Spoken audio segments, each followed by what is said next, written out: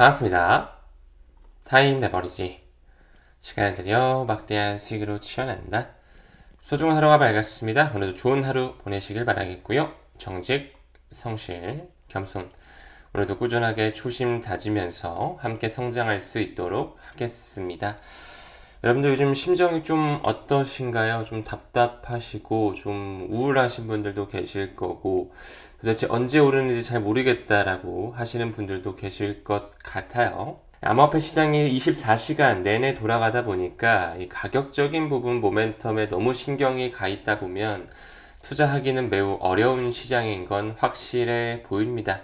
현재 코인 마켓캡에서 제공하고 있는 CMC 알트코인 시즌 인덱스를 미뤄보더라도 지금 현재는 비트코인 시즌이다. 알트코인은 뭔가 많이 저평가되어 있고 대중들의 관심 밖에 있고 투자하기에 꺼려지는 대상으로 인식이 되는 시기인 것은 확실한 것 같습니다. 100점 만점에 알트코인 점수 21점 정도 책정되고 있네요. 이 알트코인 시즌에 대한 LSEG 데이터 스트림의 지표를 미루어 보더라도 지금 현재 약 10% 왔다 갔다 굉장히 무덤까지 내려오면서 저평가 구간을 보여주고 있습니다.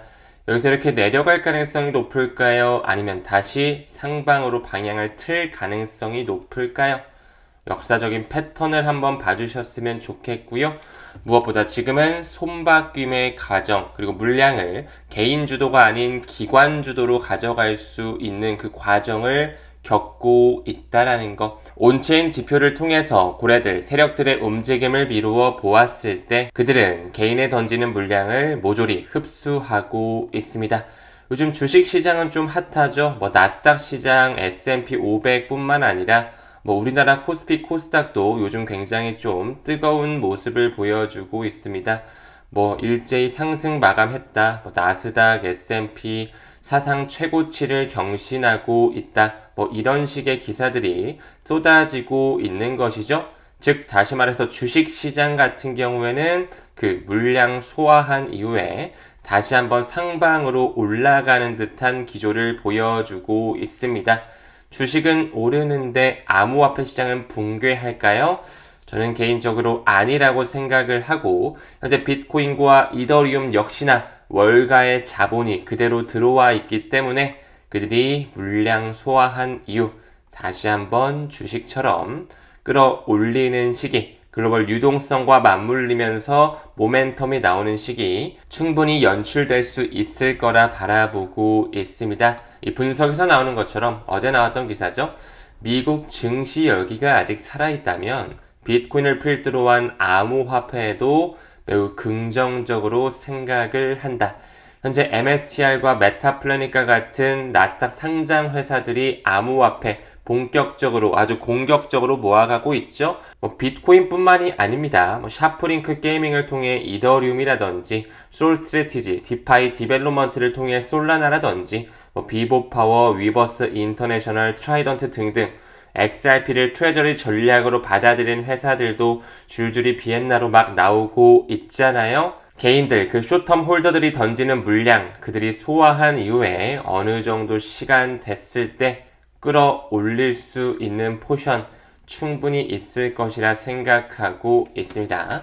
다음 기사 봤을 때 펜타라 캐피탈 나오네요. 디지털 자산 트레저리 펀드를 조성하고 있다. 이름은 DAT 펀드를 조성하면서 암호화폐를 직접적으로 투자할 뿐만 아니라 비트코인이나 이더리움과 같은 그런 디지털 자산을 모아가는 회사에도 직접적으로 투자를 단행하고 있거든요. 우리가 암호화폐를 투자할 때 알아야 되는 몇몇 가지 캐피탈사가 있습니다. 펜타라 캐피탈도 그중 하나거든요. 그 이외에도 세콰이어 캐피탈이라든지 피터 틸이 이끌고 있는 파운더스 펀드라든지 폴리체인 캐피탈 등등 여러 가지가 있는데요. 오늘은 이 펜타라 캐피탈에 대해서 얘기를 좀 해보겠습니다. 미국 샌프란시스코에 본사를 두고 있고요. 자산관리 기준 AUM 기준으로 세계에서 가장 큰 디지털 자산 펀드 중 하나이다. 암호화폐와 블록체인 기술을 전문으로 한다. 펜타라 캐피탈의 뒷배를 미루어 보았을 때도 역시나 블랙록, 뱅가드와 같은 유대계 자본의 뿌리들과 연결이 되어 있고요. 지금 현재 그들이 크립토 생태계를 통해서 돈 넣고 돈 먹기를 준비해 왔다라는 걸 알 수가 있습니다. 바로 이분이 댄 모어헤드라고 하는 펜타라 캐피탈의 CEO고요. 암호화폐 보유 기업에도 이제 배팅을 하고 있다라는 거. 그들은 성공할 수밖에 없는 프로젝트 암호화폐 재단에도 2013년, 14년서부터 투자를 단행해 왔거든요.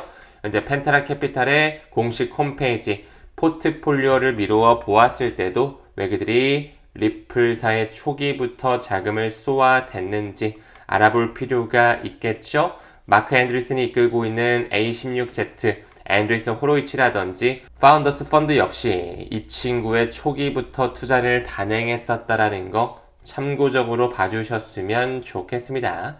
다음 기사 봤을 때 미국의 MZ세대 분들이 적극적으로 활용하고 있는 플랫폼이죠. 로빈후드에서 이제 슬슬 미국 고객에게 이더리움과 솔라나와 같은 POS 기반의 지분 증명 방식의 그 암호화폐 스테이킹 서비스를 제공하고 있다. 조만간 이 친구의 현물 ETF에 스테이킹이 편입되는 움직임 충분히 나올 수 있을 것이다. 현재 블랙록과 헤스터 피어스가 이끌고 있는 크립토 태스크포스와 함께 원탁회의를 가져가면서 현물 ETF 안에 스테이킹이 도입돼야 된다라고 입김을 가하고 있었죠. 시간을 우리 편으로 만들면서 그 시기 또한 잘 기다려 주셨으면 좋겠고요. ETF 스토어의 CEO 네이트 제라시 잘 알고 계시죠? 리플이 SEC의 항소를 취하했기 때문에 이제 XRP 현물 ETF 청신호를 기다릴 수가 있다. 이런 얘기가 나오면서 XRP뿐만 아니라 솔라나, LTC죠? 디지털 은, 라이트코인의 ETF 승인 확률 꾸준하게 95% 하반기에 줄줄이 승인될 것이다. 블룸버그의 에릭 발추나스라든지 ETF 스토어의 네이트 제라시와 같은 전문가들이 굉장히 높은 확률을 점치고 있습니다. 반드시 이 블랙록에서도 XRP 현물 ETF를 신청할 수밖에 없을 것이라 생각을 하고요. 그 전에 일단 이 디지털 라지캡 펀드죠. 그레이스케일에서 운용하고 있는 이 5가지의 묶음 상품이 먼저 승인될 가능성이 높다라고 이 네이트 제라시 또한 얘기하고 있습니다. 여러분 잘 알고 계시죠? 디지털 라지캡 펀드 그레이스케일에서 이끌고 있는 5가지의 상위 종목의 묶음 상품 비트코인이 가장 큰 포션을 차지하고 있어요. 한 80% 정도 비트코인, 이더리움이 한 11% 정도, 그리고 XRP가 한 5% 정도 들어와 있고, 그래서 밑으로 솔라나, 에이다는 좀 포션이 작고요. 솔라나는 한 3% 정도 포진이 되어 있습니다. 일단은 GDLC를 먼저 승인해줄 확률, 배제할 수는 없다라고 생각을 하고요. 리플과 SEC의 소송, 아직 완전한 합의까지는 도출되지 않았죠. 리플사는 항소 취하했고, 이제 아마 조만간 SEC도 항소 취하할 거고, 그렇게 되면 벌금을 내면서 완전한 합의가 이루어질 것이고요. 그렇게 되면 블랙록이 신청하게 되겠죠. 아마 올해 4분기 정도의 승인이 일어나지 않을까. 단일 종목은 좀 그렇게 시기열을 길게 바라보고 있는데, 만약에 3분기 정도의 승인이 된다고 하면 그냥 빨리 됐구나 기분 좋게 받아들여 주시고, 비트코인도 그렇고 이더리움도 그렇고 승인됐다라고 해서 바로 가격이 오르진 않았잖아요. 어느 정도의 쿨타임이 있었다라는 걸 생각해 주시면서 여유 있는 마음으로 투자 이어가시길 바라겠습니다. 현재 비트코인의 디스트리뷰션 바이 리얼라이즈 서플라이 지수를 보았을 때도 과매수, 과매도 구간도 아니다. 현재는 좀 애매한 구간에 들어와 있거든요. 약간 중간 다리에 걸쳐 있으면서 과매도와 과매수 구간이 아닌 2024년 작년 11월과 유사한 수준이다. 작년 10월, 11월에도 기관이 시장의 주도권을 가져간 이후에 과매수 구간, 과매도 구간이 아닌 이도저도 아닌 구간 이후에 상승 여력이 잘 나왔었던 이력이 있죠. 이 크립토 퀀트 애널리스트 엑셀 애들러 주니어의 말처럼 앞으로의 상승 여력 충분히 나올 수 있을 것이라 생각하고 있습니다. 다음 기사 봤을 때 솔라나의 열렬한 지지자였죠. 이 헬리우스의 CEO이자 전 코인베이스 직원이었던 메르트 몬타주라는 사람이 솔라나가 XRP에 이길 수 없다. 기술력으로는 부족하다라는 얘기를 하고 있습니다. 1년 내내 솔라나보다 XRP가 기술적 우위를 보였다라는 것을 말하고 있는 것이죠. 그 부분의 일환으로 최근에 리플 원장의 EVM 사이드체인 메인넷이 도입이 되면서 엑셀라와의 파트너십이 다시 한번 주목을 받으며 70개 이상의 블록체인과 상호 운용성을 가져가고 있고요. 리플 원장의 허가형 덱스 기술이 출시가 됐다.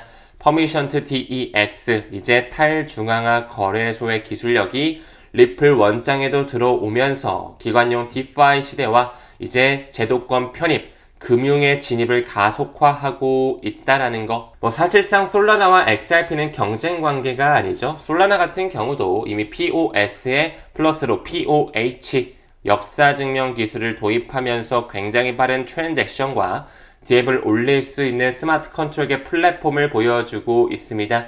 하지만 전통 금융권과 연결될 수 있는 기술력, BIS라든지 IMF에서 인정한 그 리플 원장에 대한 기술력이죠. 리플 네트워크를 따라가기에는 기술이 부족할 수밖에 없겠죠. 다름을 인정하면서 포트폴리오 분산화 잘 하셨으면 좋겠고요. 백악관 경제위원장인 이 캐빗 헤셋 같은 경우 이 무역에 대한 관세에 대한 프레임워크가 7월 4일 이후에 미국의 독립기념일 전후로 나올 것이다. 이런 말을 하고 있습니다. 결국에는 백악관 경제자문위원회 위원장이죠. 스티븐 미란의 말처럼 관세에 대한 이슈, 약달러, 금리 인하를 하기 위한 그들끼리의 큰 그림이었다라는 것을 우리가 인지할 수밖에 없는 시기 충분히 올 거라 생각을 합니다. 오늘도 가치에 집중하시면서 시간 들이셨으면 좋겠고요. 그럼에도 끝까지 시청해 주심에 대단히 고맙습니다. 우리는 모든 면에서 점점 더 좋아지고 있습니다. 상한학교 애플 회원님들은 오늘 저녁 8시 크립토 리서치 라이브에서 또 소통할 수 있도록 하겠습니다. 감사합니다. 성투합시다.